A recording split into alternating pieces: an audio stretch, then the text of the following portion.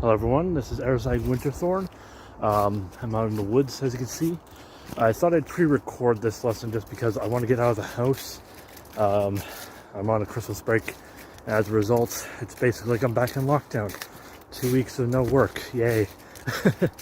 So we're outside, and the lesson that I'm going to be bringing to you today is the philosophy of moving meditations. Now, moving meditations are probably what I'm best known for. A lot of people just think that I'm all about the lightsaber flow. Some people think I'm just about spinning. But moving meditations are so much more than that. It's the lifestyle, the mindset, right? So I'm out, all dressed up, lightsaber, bag, hood, scarf. We're going to talk about moving meditations. So, moving meditations are... I'm going to take off the hood. Sorry, it's going to distract too much from the film. Moving meditations are actually quite simple, but they can be quite complex, and they take basically forever to master. So, behind me I have this long stretch of path, and it goes on for just a little bit longer. I'm going to go to the end of this path. I'm going to turn around. I'm going to head back that way, and I'm going to show you a meditation form that we can use, and we're going to explain the philosophy of it. Okay, because all of these meditation forms that we use, they all have lessons that we can learn from it. So this one was given to me by my old training master during my apprenticeship. We call it the Walk of the Dragon. Now, basically what we're doing is we're mimicking the movements of a Komodo dragon, right? I don't know if you ever watched the Komodo dragon walk. They walk really, really stupid. However, we're not going to walk as stupid, but we're going to learn something from a Komodo dragon. Now, Komodo dragons don't go quickly. Now, on the walk in, as you saw me, I was going at about 120 beat per minute, about 2 steps every second. This is just built into me from my time in the military and the air cadets. Before that, basically I spent a decade of my life walking at 120 beats per minute, so it's really hard to fight that out. However, walking quickly is often a sign of anxiety. So, something that I will have to do once in a while when I'm like, if I'm on a walk and I realize, ooh, I'm going even faster than 120 beats per minute, something's wrong. Slow down. So, we're gonna walk. Now, I'm not gonna tell you how fast you have to walk or what beat per minute you have to hit. However, the goal is to consciously be aware of how fast you're moving. It'd be a little different for me because I'm holding my camera, but you don't want to drag your feet. When your foot comes up, it does not disturb the grass. When it comes down, that where your heel hits, that's where it's stopping. Plant your foot, pick up your other foot, and down and over.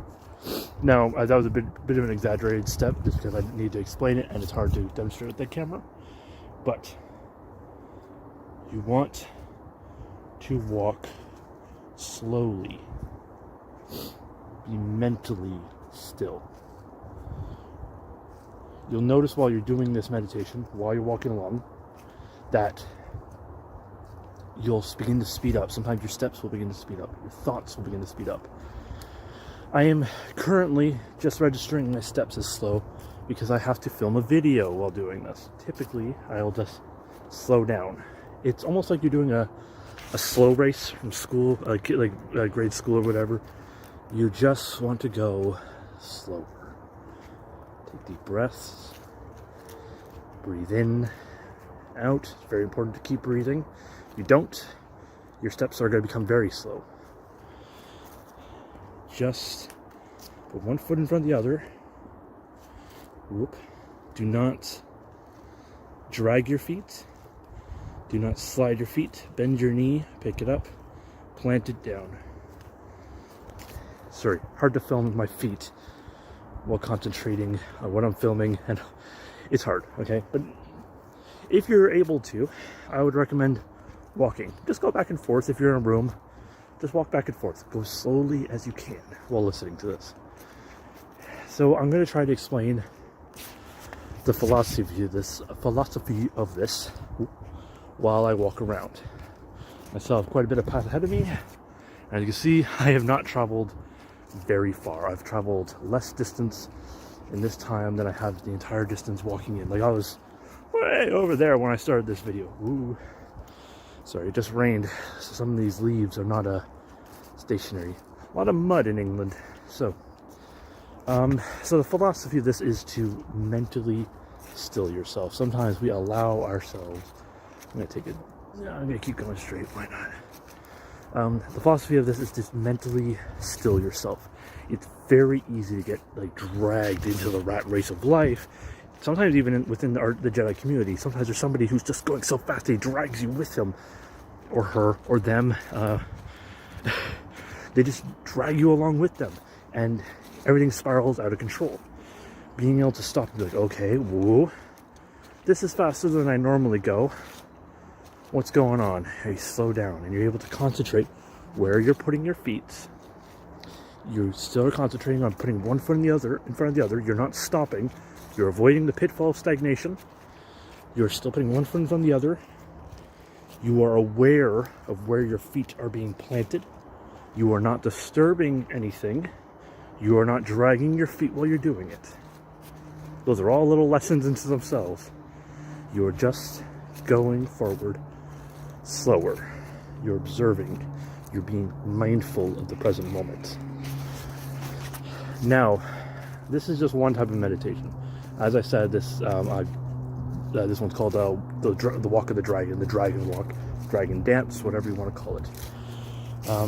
It does help. In fact, before I was prepping to film this video, I was just walking and I was angry. I had to go into work to do something, and I was worried I would see somebody there, and I didn't want to see somebody there, and blah, blah, blah. And I was anxious on my walk home, and I was walking really, really quickly. I was walking, and then I stumbled, and I realized, wow, I'm walking really, really fast. And I decided, okay, I'm going to do the Dragon Walk, just until I get home, which wasn't that far, maybe like 300 meters type thing. Just slow down. Where am I going? Am I in a rush to see something? It's not like I'm gonna miss a TV show. Everything's on pause nowadays. In today's world, with how fast everything is going, we forget how slow things can go. Like, you can pause basically everything now. I don't have to be like, oh, I have to run off during the commercial, I'll grab something and come back before I miss something. Or even now, like, I don't have to be like, oh, I have to go home and get a camera. Like, I have my phone on me. Just boom, we're good to go. So that's just a form of like mentally checking yourself and reminding yourself, I don't need to go this fast. This is something that I used to struggle with early in my path as a Jedi. I would rush. I would go so fast. I would rush ahead, completely oblivious to all the leaves. I was like that. I would do that, and I'd cause a mess. Like, oh no. You can see exactly where I stepped. You can see it right there and there. You can see it.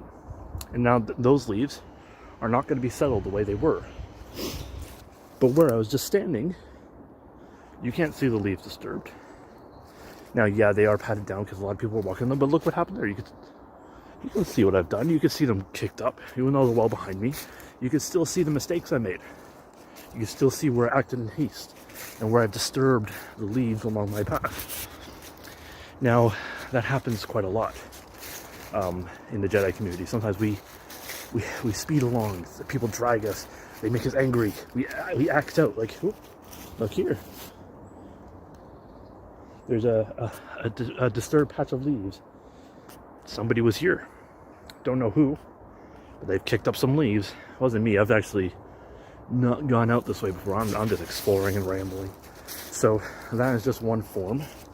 I'm gonna sit on this tree stump. That's just one form of moving meditation, and the idea of slowing yourself down and being mindful. Now, of course, not all meditations are about going slow.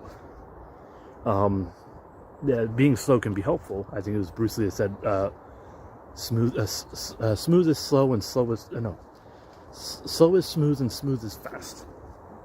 So sometimes going smoother, going slower, helps make things look like you're going faster. Example, I type at a very ridiculous pace, which sometimes is a detriment on an online community, because sometimes I'll put out words faster than I mean to, because I could type whole paragraphs in the time it takes somebody to type a sentence.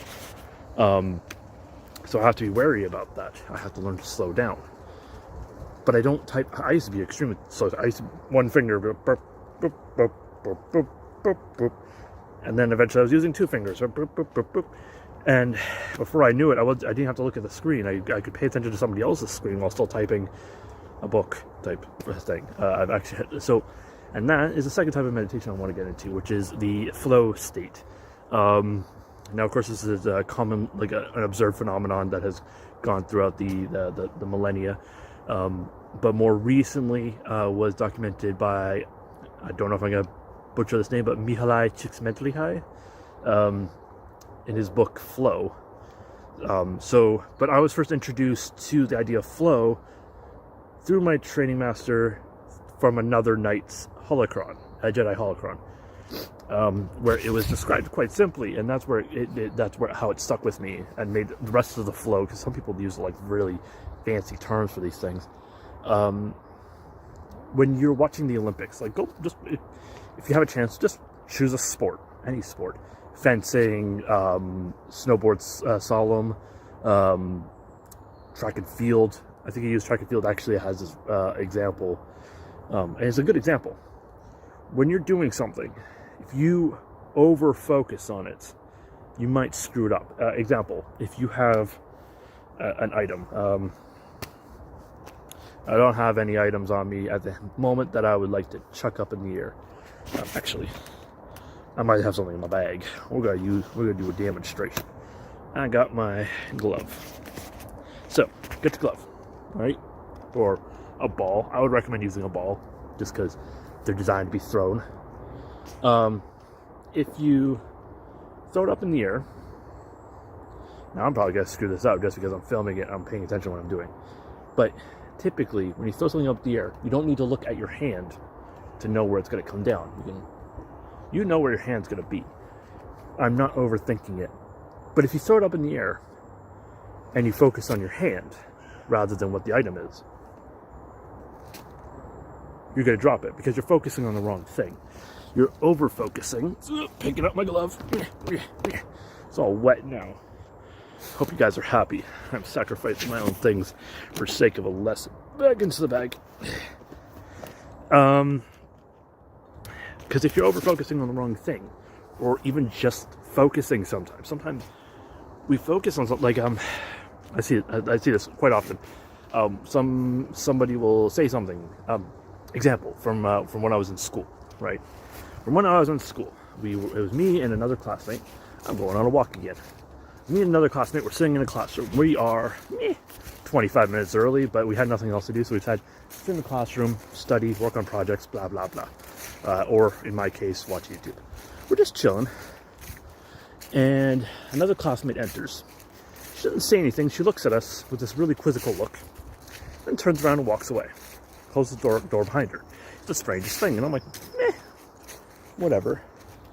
And me and my classmate would go back to what we're doing, and then about 10 minutes later, she's like, wasn't that weird what so-and-so did? What do you mean?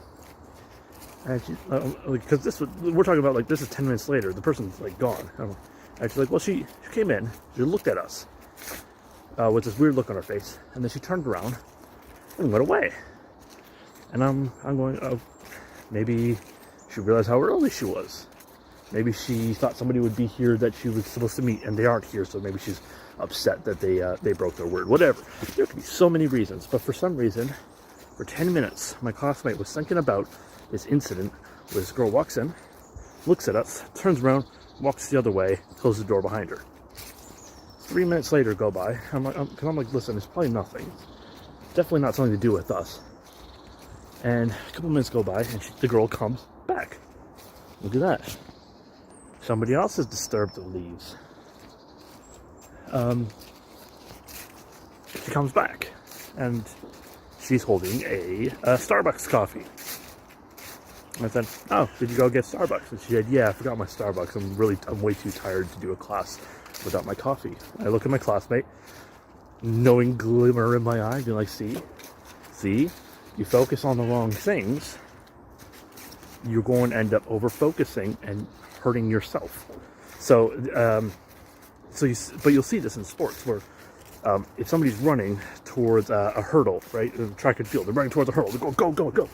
If they're thinking about how close that hurdle is or where their foot needs to be when they jump, they're going to screw up.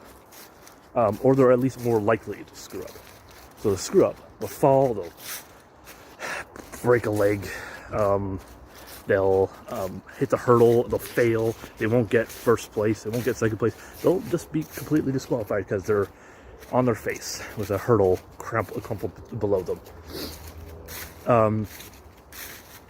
But that's because they were over-focusing on it. Sometimes we just know what we're doing. An example, pen, example, perfect example. Pen. I don't need to think about how to hold this. In my day-to-day job, I typically have to hold a pen quite often. More so in my previous jobs than more recent. But as a result of my older jobs, I can hold a pen, I can continue typing, I can continue talking, I can grab papers, move papers, and still have my pen ready to go to sign things, because I was dealing with papers and signing things all the time, because my jobs suck. I miss those jobs, but as a result, I know how to, I don't have to think when I write my signature. Do you have to think when you write your signature? Where am I? Oh, I know where I am. Cool. We're at the end of the path that I was walking on before. I took a bit of a detour for fun. You don't have to think when you're writing, or you do if you have like dysgraphia or dyslexia or something like that. Oh, squirrel. Little baby. Yeah. So like, if you think about how your signature is, how you're going to press on the paper with your pen.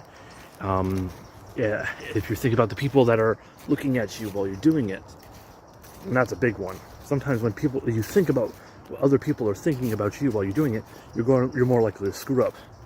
It's the unfortunate nature of things.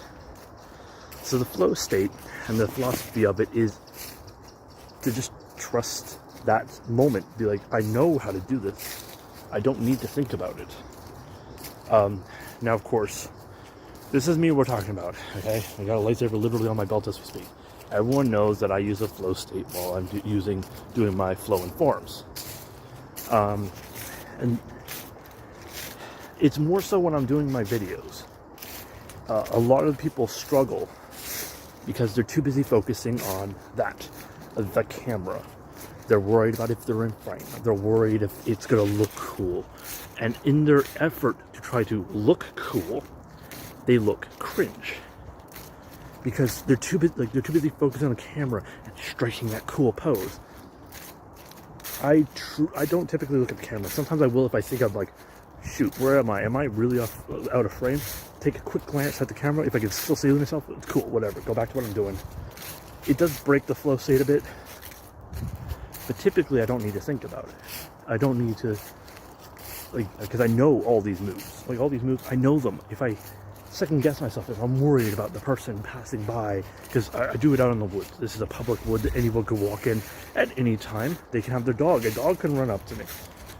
And dogs have run up to me before. It's wonderful. It's the greatest moment ever.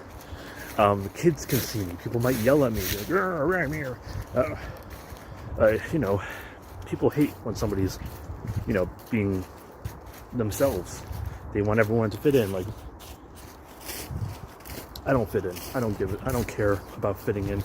And this is actually part of my moving meditations. I present myself every single day as a Jedi. So if people ask me if I'm a Jedi, I am. I don't have any hesitation about that because it's the truth. Yeah. If you're overly concerned about what you're thinking about and what others are thinking about and all the things that can go into every single possible movement, you're going to end up screwing something up. So let's recap quickly. So we have our two types of meditations, moving meditations I've gone into. One that requires slowing down, the walk of the dragon. You're free to use that if you want. It's a great meditation. However, you do not need to do particularly that. Sometimes it just requires just slowing down. Sometimes, Like, example. Sometimes I get these like nervous jitters. Now, some people say that it's like a symptom of depression. Some people say that it's like a attention disorder. Some people say it's like a sign of like autism, whatever. Could be many things. But I do this thing with my leg. I'm sitting. Well, tap, tap, tap, tap, tap, tap, tap, tap. Drives people absolutely mad. Or back to the pen. Where's my pen? Pen, come out of my pocket. My pen. Now, you'll notice I have a cap on it. I do not get ones with buttons. Why? Because I'll sit here with it, I'll go, and it drives people manic. So getting one of these, even though it takes a second longer, helps me prevent myself from doing that. Now I can still, unfortunately, because I'm a bit of a fidget, and I'll find ways to fidget with things, but it makes it a little harder to do that type of fidget. That is a form of moving meditation where I can stop and be, oh, this is what I'm doing. I'm going to turn around, there's peepers behind me, and I don't want to distract them from the walk. A lot of people coming out now. It's fine. But yeah, so that was a choice I had to make for my meditative health. Meditative health, is that a thing? If not, TCR Arisiag Winterthorn. It's mine now. Meditative health, because I had to go and get these pens specifically. I have a store that sells them. It's like a smaller, like corner store type thing. They're hidden in the back. They also have a really nice ink that is really nice for writing, and people love my pens. Every single time somebody uses it, I'm like, oh my goodness, I want to steal this pen. It's like, no, it's mine. But yeah, so that's one thing I've had to do for myself. Be like, I need to do something to stop this fidgeting. And one thing that I was fidgeting with at work all the time was my pen. Click, click, click, click, click, click, click, click. Driving guests and my coworkers and managers absolutely crazy. And in learning to do that, in learning all these things that I over-focus on, that I end up hyper-fixating on, and end up doing it crazy, I had to develop other things. Example, the leg tapping thing. I still do it from time to time, but I'm a lot more conscious of it, and I can stop it. Also helps that I'm basically standing all the time now that I don't have a desk job. But during the pandemic, for example, I grew up my beard, and a new fidget that I've developed is just to stroke my beard quickly. It helps. There's a lot of texture, right? I think it's called stimming or something like that in some mental health communities. It does help. It's like, okay, cool. I just got a lot of stimulation out of the way. Finding these types of things can help you understand what breaks your flow state. So for me, I was always thinking about what other people were thinking. I was always worried about what other people were thinking. I was always hiding from other people. And now I'm extremely bold about it. I don't care, because I now know from experience that most people actually love what I'm doing. A lot of people think it's really cool. Some people don't like it, but I can't please everybody. And if you're focusing on pleasing everybody, you're never going to be happy, because you're never going to win that fight. There's always going to be a skeptic. There's always going to be somebody hating on you. So focus on slowing down, when you can. If you're going on a walk, the next time you go on a walk or going on a hike, when you have a moment and you're not in treacherous terrain or something, slow down. Just slow it way down. From my time in the military, our slow march was 60 beats per minute, so a step every second. But when I'm doing this Walk of the Dragon, I can typically get it down to 30. One step every 2 seconds. Now, probably not the greatest that I'm focusing on how fast I'm going, but that's how it is. So these are two different philosophies, and two different meditations and the philosophies based on these meditations. What are we focusing on? We're focusing on slowing down. We're focusing on living in the moments. And the types of things that you can do. Now, of course, going out in nature helps. It really does help. Oh my God. I just moved to this place, and there's this lovely wood here, and I'm out here every single day. Just because it's gorgeous. You can hear the birds. still hear a bit of the streets, and there's still, like, you still see some houses when you go near the houses, but typically there's woods out here. Sometimes you'll run across a random wild fox. Sometimes I know there's an owl in this area. A lot of ravens, a lot of squirrels. There's a squirrel. Love squirrels. Squirrels, birds. You can hear them, and it's gorgeous. And that helps. It helps slow things down, because when all you can hear is cars, because I can hear the cars. I don't know if this camera's picking up the cars, but I can hear the cars, because there's a highway like just over that direction, and people are driving by it so fast. And when you're walking along that street, it's almost impossible, because you're just like, everyone's going, go, go, go, go, go. And if you slow down, there's people walking behind you that are just trying to get by you, and it just forces you to go faster. It's not healthy. It's not healthy for you mentally. That whole rise and grind thing, not healthy. Like, professionally healthy, yeah, but when you're not working, like I'm not working today, just chill, just slow down, take a breath, enjoy the present moment, because if you don't, you're gonna be like whoever threw that can there,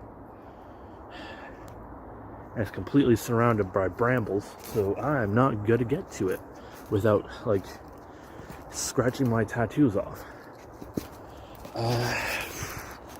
I don't know where this road goes, so I'm gonna turn around. It's looking a little treacherous. It goes down and back up, and a lot of mud. Ooh, clay.